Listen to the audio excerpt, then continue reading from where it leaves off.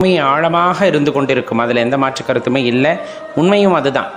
ஏன்னா சிவனுடைய அருள் நமக்கு கிடைத்து விடுகிறது, ஐயனின் பார்வை நமது மீது விழுந்து விடுகிறது. அப்படிங்கும் போது தான் அவரை பற்றி எண்ணமானது வருகிறது, அவரை வழிபட வேண்டும் என்ற அந்த ஒரு அழுத்தமான உணர்வானது ஏற்படுகிறது. அதன் பின்னர் தான் பஞ்சாட்சர மந்திரத்தை நாம் சொல்கின்றோம்.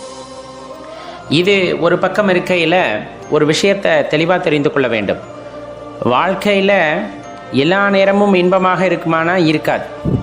அந்த இன்பமான நேரம் அப்படின்னு சொல்லக்கூடியது எந்த தடைகளும் வரவில்லை, எந்த கஷ்டங்களும் நமக்கு இல்லை. ரொம்ப மனதானது ஆனந்த நிலையிலே கூத்தாடி கொண்டிருக்கிறது, அப்படியே திளைத்து கொண்டிருக்கிறது அப்படின்னு சொல்லுவாங்க இல்லையா, ஆனந்தத்திலே திளைத்து கொண்டிருக்கிறது அப்படிங்கிற மாதிரி ஒரு சூழ்நிலை வருகிறது. அப்படிங்கும் போது நாம் கண்டிப்பாக உணர வேண்டிய ஒரு விஷயம் அப்படிங்கிறது அங்கே இருக்குது.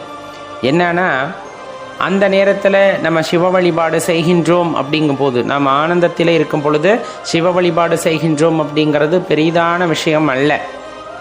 ஏன்னா எல்லா கட்டத்திலும் ஒரு சில மனிதர்களுக்கு பார்த்திங்க அப்படின்னா உங்களுடைய அந்த பக்தியோட ஆழம் அல்லது அதோட சிறத்தன்மையை இறைவன் அனைவருக்கும் உணர வைக்க வேண்டும் என்ற காரணத்திற்காக ஏதேனும் ஒரு சோதனை காலகட்டம் வரும்.